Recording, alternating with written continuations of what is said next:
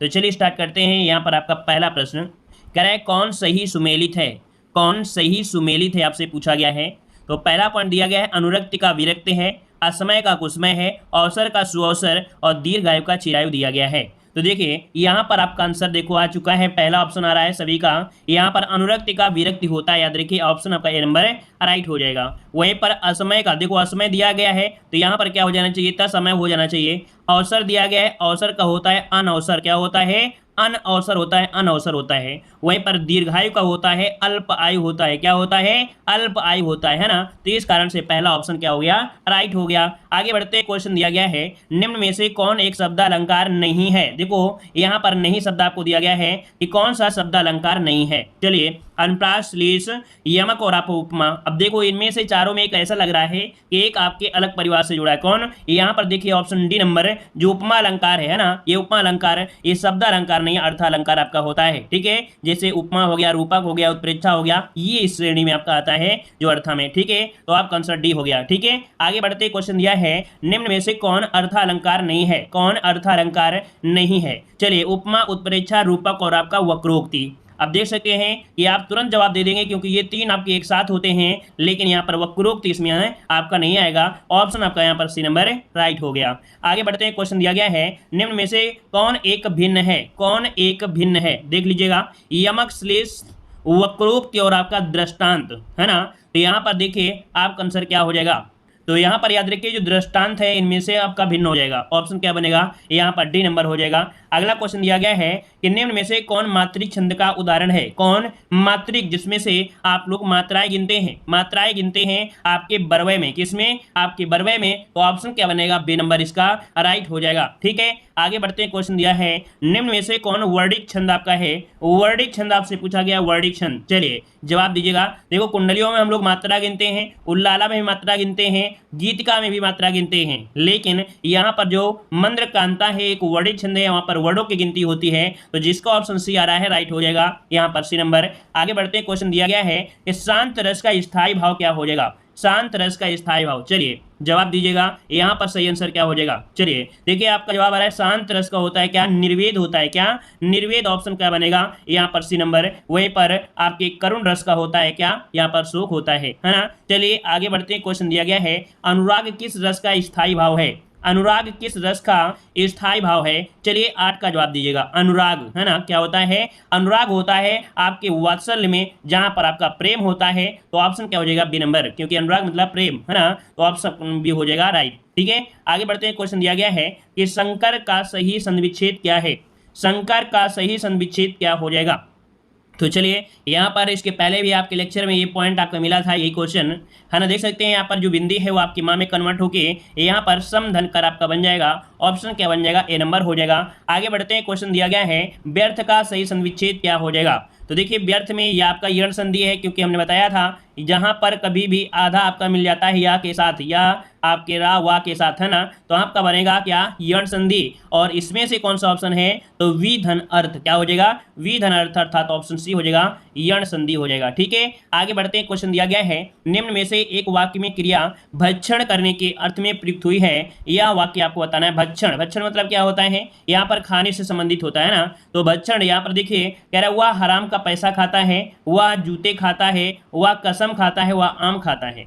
लेकिन यहाँ पर देखा जाए जो आपके भक्षण के रूप में है तो आपका यहाँ पर ऑप्शन सी, यहाँ पर 11 का आंसर आपका हो जाएगा कौन सा, सी नंबर आपका, सॉरी यहाँ पर आम का कौन सा, ऑप्शन डी वाला आपका हो जाएगा, वह आम खाता है। क्योंकि भक्षण से यहाँ पर खाने से तो आम खाता है भाई, जूते खाना, पैसे खाना, कसम खाना नहीं। यहाँ पर वास्तविक कौन होगा, डी, आम खाता है। ऑप्शन क्या होगा, डी नंबर राइट हो जाएगा। ठीक है, आगे बढ़ते हैं, क्वेश्चन दिया गया है तू डाल डाल में पात पात का अर्थ क्या हो जाएगा। तू डाल डाल में पात पात में अर्थ क्या बनता है। चलिए तो देखिए यहाँ पर खतरा उठाना तो होगा नहीं, आगे आगे दौड़ना ये भी नहीं होगा, पेड़ पर चढ़ना नहीं है। ऑप्शन डी वाला चालाकी का जवाब चालाकी से देना, ऑप्शन राइट आपका डी नंबर बन जाएगा। आगे बढ़ते क्वेश्चन दिया है अकाल पीड़ित में समास बताइए। अकाल पीड़ित अर्थात अकाल से पीड़ित, अकाल से पीड़ित से शब्द का प्रयोग होता है विभक्तियों में, और विभक्तियों वाला जो आपका समास होता है वो कौन सा होता है, तो आपका तत्पुरुष समास होता है। तो ऑप्शन क्या जाएगा, यहाँ पर सी नंबर राइट हो जाएगा। आगे बढ़ते क्वेश्चन दिया गया है अन्वेषण का शुद्ध संधि विच्छेद क्या हो जाएगा। अन्वेषण का शुद्ध संधि विच्छेद यहाँ पर बताना है। अब यहाँ पर जवाब दीजिए क्या हो जाएगा। तो देखो जैसे हुआ के साथ आधा आपका दिया गया है, न लगा हुआ है ना, तो आपका यण संधि हो गया। और इसे तोड़ना भी देखिएगा तो बनेगा क्या, अनुधन एषण बनेगा। क्या हो जाएगा, अनुधन एषण। ऑप्शन डी नंबर यहाँ पर राइट हो जाएगा। आगे बढ़ते हैं, क्वेश्चन आपसे दिया गया है निम्नलिखित शब्दों में से योग रूढ़ शब्द आपका कौन सा है। योग रूढ़ शब्द को हम लोग बहुब्रीहि समास भी कहते हैं। तो यहाँ पर देखिए कौन सा हो सकता है योग रूढ़। योग रूढ़ आपका दिया चक्रपाणि है ना, जिनके हाथ में क्या है, चक्र है, उन्हें कहते हैं तो विष्णु भगवान। तो ऑप्शन क्या हो जाएगा यहाँ पर, ये नंबर राइट हो जाएगा, अर्थात विशेष अर्थ आपका निकल रहा है। अगला है गोधूम का तद्भव रूप क्या होता है। गोधूम का तद्भव रूप सही क्या बन जाएगा। चलिए गोधूम यहाँ पर याद रखिए, गेहूं क्या बनता है, गेहूं का ये आपका है, तो ऑप्शन क्या हो जाएगा, ए नंबर राइट हो जाएगा। आगे बढ़ते हैं, क्वेश्चन दिया गया है तल्लीन शब्द में सही उपसर्ग कौन सा है। चलिए तल्लीन में उपसर्ग पूछा गया है, अगर आप इसे तोड़ते हैं तो क्या बन सकता है, तत्धन लीन, तत्धन लीन कौन सा, ऑप्शन डी नंबर यहाँ पर राइट हो जाएगा। ठीक है, आगे बढ़ते हैं, क्वेश्चन आपसे अगला पूछा गया है कि शिव का कौन सा अर्थ नहीं है। देखिए शिव के अर्थ में देखा जाए तो यहाँ पर जो आपका महादेव होता है, पशुपति होता है, शंकर भी होता है, लेकिन चक्रपाणि ये विष्णु का होता है। तो आपका आंसर क्या आ जाएगा, यहाँ पर सी नंबर राइट हो जाएगा। क्लियर आ रहा है ना सभी को। चलिए आगे बढ़ते हैं, कारक के भेद। देखिए कारक के जो भेद होते हैं कितने होते हैं, जो आप दीजिएगा।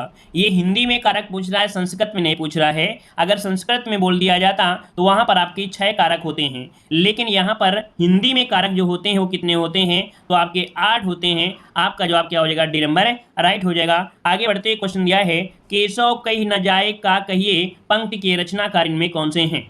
तो चलिए यहाँ पर 20 वाले को ऑप्शन दीजिएगा, ये किसकी रचना है। चलिए जिन लोगों ने यहाँ पर हिंदी साहित्य की पीडीएफ अभी परचेज नहीं किया है, तो हिंदी साहित्य की पीडीएफ हमारे ऐप से आप लोग डाउनलोड कर सकते हैं, जो कि देव जी के ट्रिक आपका ऐप है। ठीक है, तो देखिए यहाँ पर ये जो पंक्ति है आपके तुलसीदास की है, नोट कर लीजिएगा, ये तुलसीदास की है। देखो काफी लोग यहाँ पर जवाब ए नंबर दे रहे हैं, तो ये नंबर नहीं होगा, यहाँ पर सी नंबर होगा, तुलसीदास की है। ठीक है, आगे बढ़ते क्वेश्चन दिया गया है सूरदास प्रेमचंद के किस उपन्यास का पात्र है।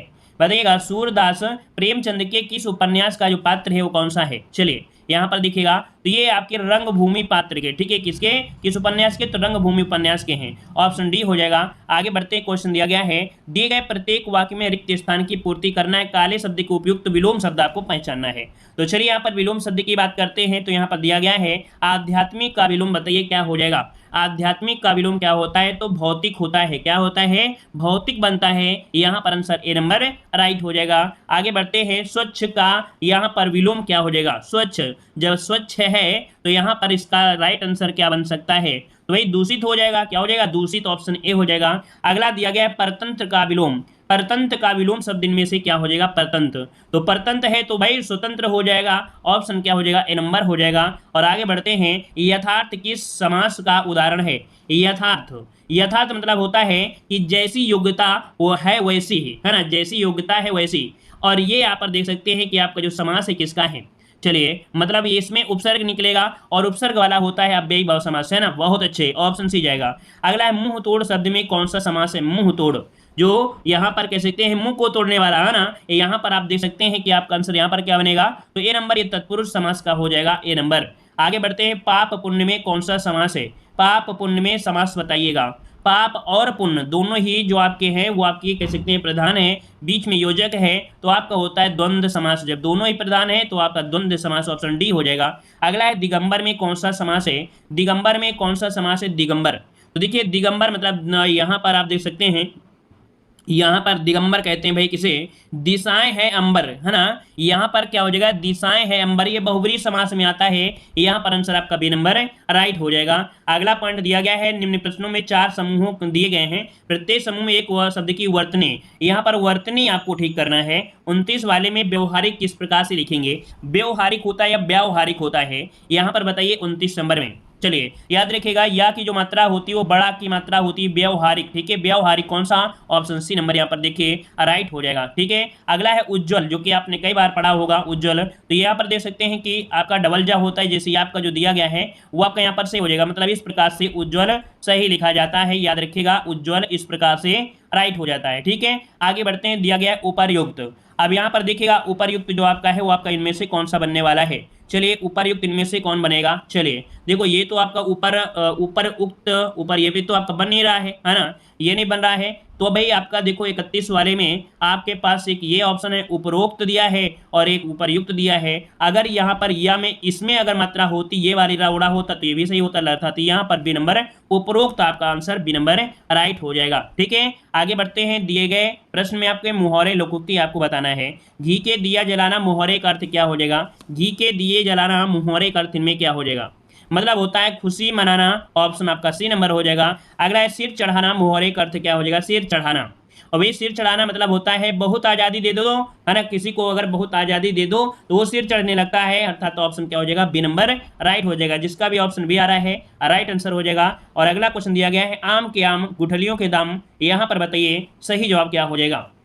चलिए सभी लोग प्रयास करिए थोड़ा स्पीड में जवाब देने का। ठीक है, अपनी मेमोरी को थोड़ा स्पीड करिए। तो चलिए यहाँ पर देखो दिया है जिसमें सब लाभ, देखिए आम ये तो होगा नहीं, आम इसमें भी आपका नहीं होगा क्योंकि जो आम है तो वो आम नहीं ऑप्शन में होगा। जिसमें सब लाभ ही लाभ हो, ठीक है, ऑप्शन कौन सा होगा? बी वाला हो जाएगा, ऑप्शन बी नंबर आपका राइट हो जाएगा। अगला है हरिगीतिका छंद के प्रत्येक चरण में कितनी मात्राएं होती हैं? देखो गीतिका में होती हैं 26। अब इसमें 2 वर्ण और जुड़ गए हैं तो आप 2 और जोड़ दीजिए तो 28 हो जाएंगी।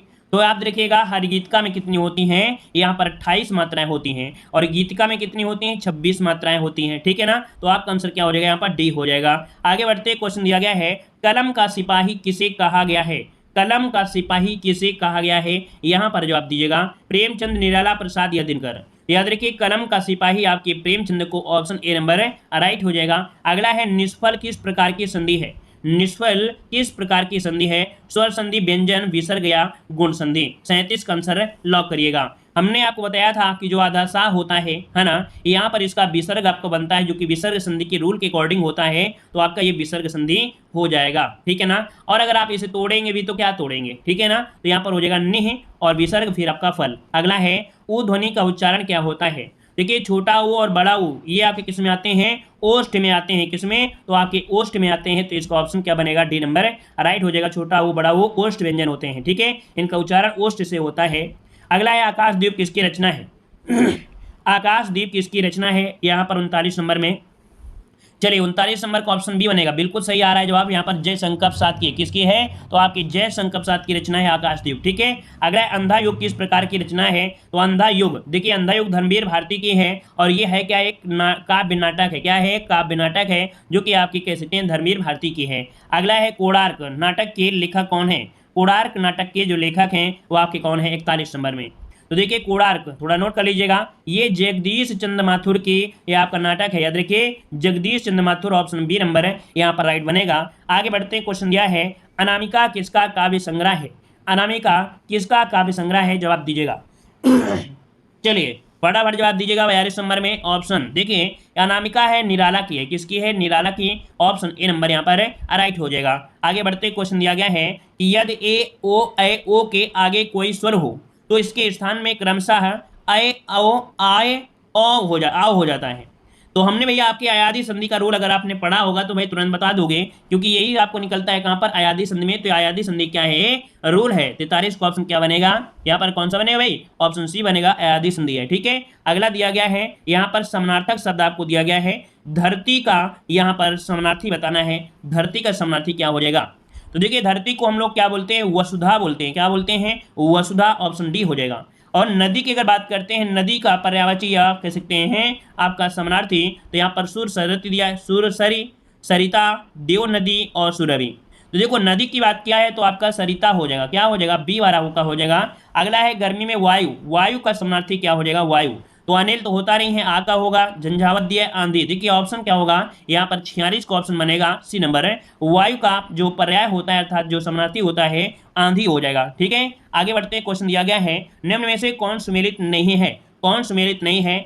सूच का दिया है पवित्र, सर का सरोवर, सवर्ण का सोना और सर्ग का अध्याय दिया गया है 47 नंबर में। तो देखिए 47 नंबर में यहाँ पर देखो सवर्ण है ना भाई, स्वर्ण होता है। क्या? स्वर्ण होता है, स्वर्ण। तो इसका मतलब ऑप्शन सी नंबर ही सुमेलित नहीं है। ठीक है, अगला है अदृश्य शत्रु के लिए यहाँ पर मुहावरा क्या हो जाएगा? मीठी छुरी, मुंह में राम बगल में छुरी, पेट में दाढ़ी, आस्तीन का सांप। तो भाई अदृश्य मतलब आस्तीन का सांप, ऑप्शन क्या बनेगा यहाँ पर? डी नंबर, जिसका राय है बिल्कुल राइट बनेगा। आगे बढ़ते क्वेश्चन दिया गया है गिराना किस प्रकार की क्रिया है? देखो गिराना अर्थात हमने कल के लेक्चर में बताया था कि एक आपका आना होता है, क्या आना होता है, और एक वाना होता है। आना होता है प्रथम पदार्थक, वाना होती है द्वितीय पदार्थक क्रिया। तो गिराना मतलब प्रथम पदार्थक क्रिया है। यहाँ पर आंसर क्या होगा, सी नंबर राइट बनेगा। ठीक है, अगला क्वेश्चन दिया गया है, निम्नलिखित में से कौन सा शब्द स्त्रीलिंग नहीं है, स्त्रीलिंग नहीं है। तो सुबह कैसी है, सांझ कैसी है, दोपहर कैसी है, लेकिन दिन कैसा है ना। तो कैसा से मतलब आपका ये हुआ कि ये पुल्लिंग आपका है। 50 का ऑप्शन क्या होगा, डी नंबर यहाँ पर हो जाएगा। ठीक है, आगे बढ़ते हैं, पॉइंट आपसे अगला है। देखो कुछ क्वेश्चन आपके यहाँ पर देख सकते हैं कि यूपीएसआई में और आपके जो एसएससी जीडी है वहाँ पर संज्ञा और सर्वनाम के क्वेश्चन कुछ मिल रहे हैं। तो लगभग 8 से 10 क्वेश्चन और आपको पढ़ना है। देखिए कह रहा है आप शब्द जो आपका है क्या, तो क्या हो जाएगा भाई, ये सर्वनाम होगा, क्योंकि आप क्या होता है सर्वनाम, सर्वनाम की संख्या क्या होती है, 11 होती है, और सर्वनाम के प्रकार होते हैं 6 होते हैं। ठीक है, यहाँ पर दिया जातिवाचक संज्ञा सर्वनाम विशेषण क्रिया अव्यय शब्दों से शब्द बनाए जाते हैं। तो देखिएगा जातिवाचक संज्ञा सर्वनाम विशेषण क्रिया अव्यय शब्दों से क्या बनते हैं। तो यहाँ पर देखिएगा आपको ऑप्शन बनना है, यहाँ पर भाववाचक संज्ञा बनती है। याद रखिए इनसे क्या बनती है, भाववाचक संज्ञा बनती है। आगे बढ़ते हैं, क्वेश्चन दिया है संज्ञा का भेद नहीं होता है, संज्ञा का भेद नहीं होता है। व्यक्तिवाचक, जातिवाचक, भाववाचक, यहाँ पर देख सकते हैं निजवाचक, ये आपकी संज्ञा नहीं होती। याद रखिएगा निजवाचक संज्ञा नहीं होती है। तो होती क्या है, व्यक्तिवाचक, जातिवाचक, द्रव्यवाचक, समूहवाचक और भाववाचक होती है ना। याद रखिए निजवाचक ये सर्वनाम में आपका है। आगे बढ़ते हैं, क्वेश्चन दिया है निम्नलिखित में से सर्वनाम कौन सा है। सर्वनाम की बात करते हैं तो देखिए अभी आपने पढ़ा आप, तो आप क्या हो जाएगा यहाँ पर सर्वनाम ऑप्शन क्या बन जाएगा, जिसका भी यहाँ पर बी बनेगा, ऑप्शन राइट हो जाएगा। अगला क्वेश्चन देखिए यहाँ पर सर्वनाम में यहाँ पर देख सकते हैं मैं, तुम, हम, यह, आप, इसका, उसका, तुम्हारा, ये आपके होते हैं। ठीक है, और भेद की बात करें तो भैया यहाँ पर सर्वनाम के भेद में आपका देखो पुरुषवाचक, निश्चयवाचक, ठीक है, और अनिश्चयवाचक, संबंधवाचक, प्रश्नवाचक, निजवाचक, ये आपके होते हैं। देखो यहाँ पर जो अनिश्चयवाचक में कोई और कुछ होता है, ठीक है, और प्रश्नवाचक में कौन और क्या होता है। बहुत स्टूडेंट होते हैं जो जब क्वेश्चन आ जाता है तो गलती कर देते हैं। अनिश्चयवाचक में देखो कोई और कुछ होता है, प्रश्नवाचक में कौन और क्या होता है। ठीक है ना, तो याद रखिए इसको नोट कर लीजिएगा। जब क्वेश्चन आपसे पूछे कोई बुला रहा है तब ये है ना, लेकिन अगर कौन शब्द आता है तो प्रश्नवाचक में होगा। ठीक है, आगे बढ़ते हैं, पुरुषवाचक सर्वनाम कितने प्रकार के होते हैं। तो अभी आपने देखा पुरुषवाचक सर्वनाम जो होते हैं कितने होते हैं, तो आपके 3 प्रकार के होते हैं। कितने, तो आपका ऑप्शन क्या बनेगा, ए नंबर हो जाएगा। 3 प्रकार के होते हैं, 3 प्रकार के। ठीक है, कौन से प्रकार हैं, तो एक उत्तम पुरुष होता है, मैं, हम, मैंने, मेरा, हमारा, मुझे, मुझको। मध्यम पुरुष में तुम, तू, हमने, तुमने, तुमको, ये होता है, और अन्य पुरुष में वह, ये, वो, उन्हें होता है। ठीक है ना, तो सर्वनाम में आपके जो 3 आपके प्रकार होते हैं। ठीक है, किसके, पुरुषवाचक के। अगला है निम्नलिखित में से 4 विकल्प दिए गए हैं, यहाँ पर विकल्प की पहचान करना है। सर्वनाम का शाब्दिक अर्थ क्या होता है, तो सर्वनाम का शाब्दिक अर्थ होता है सबका नाम। क्या होता है, सबका नाम होता है। ऑप्शन ए नंबर आपका राइट बनेगा। और आगे बढ़ते हैं, क्वेश्चन दिया गया है कि यह मेरी पतंग है, रेखांकित का भेद बताइए। यह मेरी पतंग है भाई, तो यह मेरी पतंग है, अब आप क्या कहेंगे, निश्चयवाचक है, अनिश्चयवाचक है, निजवाचक है या प्रश्नवाचक है। तो आपका जवाब क्या हो जाएगा, यहाँ पर देख सकते हैं यह मेरी, अर्थात यहाँ पर निश्चय है। क्या, ये मेरा निश्चय है कि यही मेरी पतंग है, तो ऑप्शन ए हो जाएगा। अगला है फिसलन बताइए, फिसलन, फिसलन कैसी क्या है, फिसलन है क्या विशेषण, क्रियापद, भाववाचक संज्ञा या क्रियापद, क्या बन सकता है। तो यहाँ पर देखो फिसलन एक भाववाचक संज्ञा है, भाव को प्रदर्शित कर रही है, तो भाववाचक संज्ञा हो जाएगा। ऑप्शन सी नंबर यहाँ पर राइट हो जाएगा। देखो भाववाचक संज्ञा में क्या होता है कि किसी भाव, गुण, दशा आदि का ज्ञान कराने वाले भाववाचक संज्ञा होते हैं। क्रोध, मिठास, यौवन, कालिमा आदि भाववाचक संज्ञाओं का निर्माण जातिवाचक संज्ञा सर्वनाम विशेषण क्रिया अव्यय में ये शब्द आप लगाने से भाववाचक बन जाते हैं। अर्थात जो भी आपकी संज्ञाएं होती हैं ये दी गई हैं, उनमें अगर ये पॉइंट लगा दिए जाते हैं, है ना, तो ये भाव आपके हो जाते हैं, अर्थात प्रत्यय जोड़कर बनाए जाते हैं। जैसे यहाँ पर देखो फिसलन, लालिमा और सीमापत्तो, अपनापन, है ना, सजावट, घबराहट, इनमें से कह सकते हैं प्रत्यय लगाकर यहाँ पर इनको भाव में बदल देते हैं। अगला क्वेश्चन आपसे दिया गया है कि निम्नलिखित में से पुरुषवाचक सर्वनाम का भेद नहीं है। तो अभी बताया कि पुरुषवाचक सर्वनाम आपके 3 प्रकार के होते हैं। अब यहाँ पर देख सकते हैं अन्य पुरुष, मध्य पुरुष, अति उत्तम। क्या अति उत्तम हमने आपको बताया क्या, नहीं बताया है ना, तो अति उत्तम कहाँ से नहीं होगा ना, तो ऑप्शन सी नंबर यहाँ पर राइट हो जाएगा। अगर पूछे सर्वनाम के मूलतः भेद कितने हैं, तो ये आपके 6 भेद होते हैं, तो इनको नोट कर लीजिएगा, पुरुषवाचक, निश्चयवाचक, अनिश्चय और प्रश्नवाचक, निजवाचक और आपका संबंधवाचक। ठीक है, अगला है वचन किसके लिए प्रयोग किए जाते हैं। वचन किसके लिए प्रयोग करेंगे भाई, यहाँ पर जवाब दीजिएगा। तो वचन किसके लिए प्रयोग किए जाते हैं, यहाँ पर संज्ञा, सर्वनाम, विशेषण या अलंकार। तो देखिए वचन प्रयोग होते हैं आपके संज्ञा के लिए, किसके लिए, संज्ञा के लिए होते हैं। याद रखिए संज्ञा आपका हो जाएगा।